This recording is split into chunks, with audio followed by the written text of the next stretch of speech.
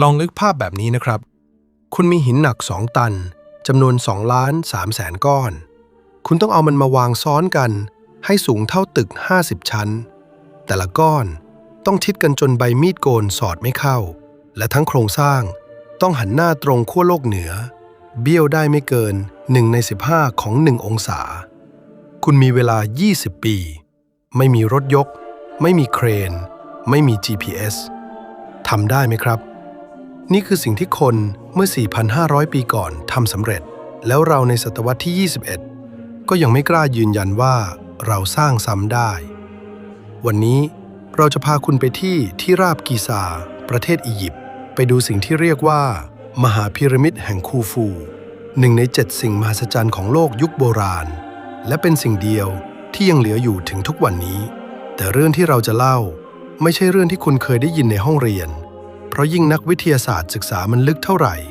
ปริศนาก็ยิ่งเพิ่มขึ้นเท่านั้นเริ่มจากตัวเลขก่อนครับ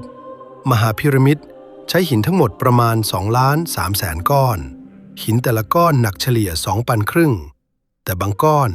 หนักถึง 70 ตันโดยเฉพาะแผ่นหินแกรนิตบนเพดานห้องของกษัตริย์ 70 ตันเท่ากับช้าง 12 ตัวรวมกันแล้วเขายกมันขึ้นไปสูง 43 เมตรจากพื้นยังไงไม่มีใครรู้แน่ชัดครับมีหลายทฤษฎีทางลาดรอกคานแต่ไม่มีทฤษฎีไหนอธิบายได้ครบถ้วนสมบูรณ์แต่นั่นยังไม่ใช่ส่วนที่น่าทึ่งที่สุดส่วนที่น่าทึ่งที่สุดคือความแม่นยำฐานของพีระมิดเป็นสี่เหลี่ยมจัตุรัสด้านละ230 เมตรยาวกว่าสนามฟุตบอล2 สนามต่อกันแต่ความยาวของแต่ละด้านต่างกันไม่ถึง6 นิ้วลองคิดดูนะครับคุณวาดสี่เหลี่ยมยาวด้านละ230 เมตรบนพื้นทรายเมื่อ 4,500 ปีก่อน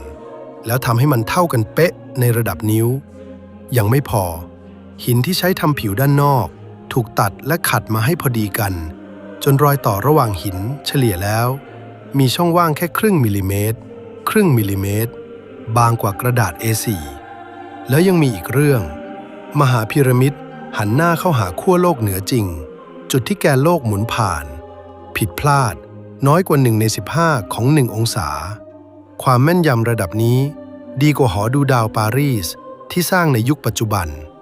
คำถามคือเขาทำได้ยังไงโดยไม่มีเข็มทิศไม่มีดาวเทียมนักโบราณคดีชื่อเกลนแดชเสนอว่าเขาอาจใช้เงาจากวันวิสุวัตวันที่กลางวันเท่ากับกลางคืนใช้แค่ไม้แท่งเดียวปักลงดินดูเงาเคลื่อนตลอดวันทฤษฎีนี้ฟังดูเรียบง่ายและเขาก็ทดลองทำซ้ำได้จริงแต่นั่นก็เป็นแค่ทฤษฎีไม่มีหลักฐานเอกสารใดๆจากอียิปต์โบราณที่บันทึกว่าเขาทำแบบนี้ไม่มีใครเจอเข็มทิศโบราณไม่มีใครเจอเครื่องมือสำรวจไม่มีอะไรเลยมีแต่ผลลัพธ์ที่อยู่ตรงหน้าเราทีนี้เข้าไปข้างในกันครับภายในมหาพีระมิดมีห้องหลัก3 ห้องห้องใต้ดินห้องราชินีและห้องของกษัตริย์ที่มีโลงหินแกรนิตว่างเปล่ามาตั้งแต่วันที่คนยุคใหม่เปิดเข้าไปแต่สิ่งที่ทำให้นักวิจัยปวดหัวที่สุดคือท่อลึกลับ4 ท่อที่ออกมาจากผนังของห้องราชินีและห้องกษัตริย์ท่อกว้างประมาณ20 เซนติเมตรแค่ฝ่ามือเดียวเอียงทะแยงพุ่งออกจากใจกลางพีระมิดตอนแรกนักโบราณคดีคิดว่าเป็นท่อระบายอากาศแต่ปัญหาคือท่อ2 ท่อที่ออกจากห้องราชินีไม่ได้ทะลุออกข้างนอกมันตันอยู่ข้างในแล้วจะเป็นท่อระบายอากาศได้ยังไงในเมื่อมันไม่ได้ระบายอากาศมีอีกทฤษฎีหนึ่งบอกว่าท่อเหล่านี้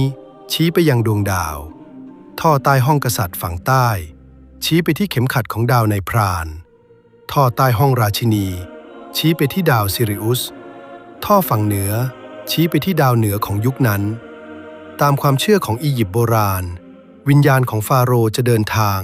ผ่านดวงดาวเหล่านี้ไปสู่โลกหลังความตายแต่ปัญหายังเดิมครับท่อบางท่อ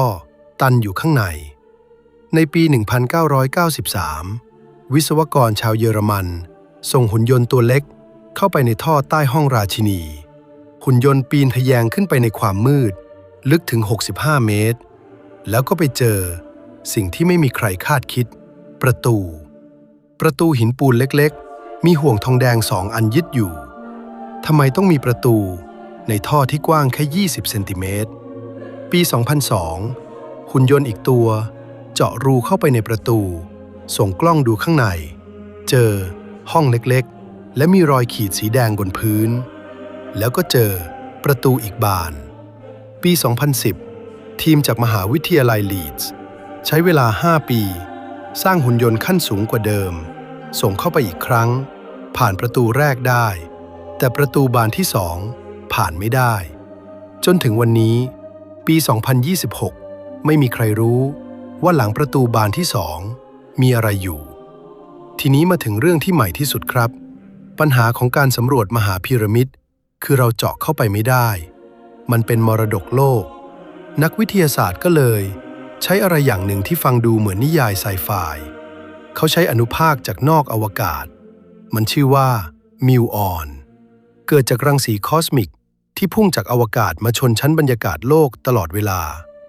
มิวออนทะลุผ่านหินได้แต่ความหนาแน่นของวัตถุจะทำให้มิวออนชะลอลงต่างกัน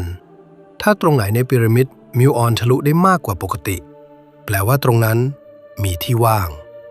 โครงการชื่อ Scan Pyramids ใช้เทคโนโลยีนี้สำรวจมหาพีระมิดผลที่ได้เปลี่ยนทุกอย่างปี 2017 ทีมประกาศการค้นพบตีพิมพ์ในวารสาร Nature วารสารวิทยาศาสตร์อันดับหนึ่งของโลกพวกเขาพบช่องว่างขนาดยักษ์อยู่เหนือทางเดินใหญ่กลางพีระมิดช่องว่างนี้ยาวอย่างน้อย 30 เมตรขนาดเท่าเครื่องบินโดยสารไม่มีใครรู้ว่ามันคืออะไรไม่มีในแผนผังโบราณไม่มีในบันทึกใดๆปี 2023 ทีมเดิมตีพิมพ์อีกครั้งยืนยันทางเดินที่ซ่อนอยู่หลังหน้าทางเหนือของพีระมิดทางเดินยาว 9 เมตรกว้าง 2 เมตรสูง 2 เมตรมีอยู่จริงๆภายในกำแพงหินไม่มีทางเข้าไม่มีทางออกไม่มีใครเคยเข้าไปมันถูกซีลไว้ตั้งแต่วันที่สร้างพีระมิด 4,500 ปีที่แล้วเขาสร้างทางเดินลับเอาไว้ทำไมในเมื่อมันไม่เชื่อมกับอะไรเลยไม่มีใครรู้ครับและอาจไม่มีใครได้รู้ในช่วงชีวิตของเราคำถามใหญ่ที่สุดครับถ้าเรามีเงินมีเทคโนโลยีมีเวลาเราสร้างมหาพีระมิดซ้ำได้ไหมวันนี้คำตอบที่ตรงไปตรงมาคือในทางทฤษฎีทำได้แต่ในทางปฏิบัติไม่มีใครกล้ารับนานเพราะเราไม่มีเครนตัวไหนบนโลกที่ยกหิน 70 ตันขึ้นไปสูง 140 เมตรแล้ววางแม่นยำในระดับมิลลิเมตรแบบทำซ้ำๆล้านครั้งได้และถึงแม้จะทำเสร็จก็ไม่มีใครรับประกันได้ว่าจะมีอายุยืนเท่ามหาพีระมิดที่ยืนหยัดมาแล้ว 4,500 ปีนักวิทยาศาสตร์กระแสหลักยืนยันว่ามนุษย์อียิปต์ทำได้ด้วยตัวเองด้วยแรงงานด้วยความเพียรด้วยภูมิปัญญาที่สั่งสมมานานนับพันปีและนั่นอาจเป็นความจริงครับแต่ความจริงอีกด้านที่ปฏิเสธไม่ได้คือในศตวรรษที่ 21 นี้เรายังตอบไม่ได้ว่ามหาพีระมิดสร้างขึ้นยังไงและที่ว่างขนาดเท่าเครื่องบินที่อยู่ใจกลางพีระมิดเรายังไม่รู้ว่ามันคืออะไรมหาพีระมิดกิซายืนหยัดอยู่บนผืนทรายมา 4,500 ปีมันเห็นการล่มสลายของอาณาจักรอียิปต์เห็นการมาของชาวกรีกชาวโรมันชาวอาหรับแล้วก็ยังยืนอยู่มันอาจจะอยู่ต่ออีก 4,500 ปีในขณะที่อารยธรรมของเราอาจไม่ได้อยู่จนถึงตอนนั้น